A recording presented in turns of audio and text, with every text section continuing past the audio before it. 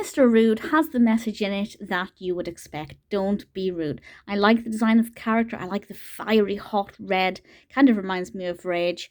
This is obviously quite a recent publication, written and illustrated by Adam Hargreaves, released in 2003. So I say recent compared to the other one.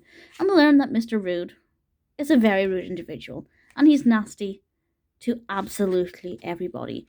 But one day, everybody's favourite Mr. Man, Mr. Happy, comes along to visit him, and Mr. Happy actually stays there, even though Mr. Rude tells him to get out. Now, to be honest, staying when you're not welcome is kind of rude. I don't know if Mr. Happy's aware of the irony, but because Mr. Happy imposes himself on Mr. Rude for such a long time, out of sheer frustration, Mr. Rude finally gives in, and he makes Mr. Happy some food. He gives him a bed to stay in, and slowly, over time, I believe it was about 2 weeks he stayed there for, Mr. Rude actually started to become quite nice and polite and realised that he had manners. So by being an imposition, which in itself is kind of rude when you're doing it on purpose, Mr. Happy was able to have some of his good tendencies, I can't say that word, rub off on Mr. Rude, and ultimately make him a much nicer character. The message is blatantly obvious. I think it's a good fun read for younger children, as I'm sure you've seen.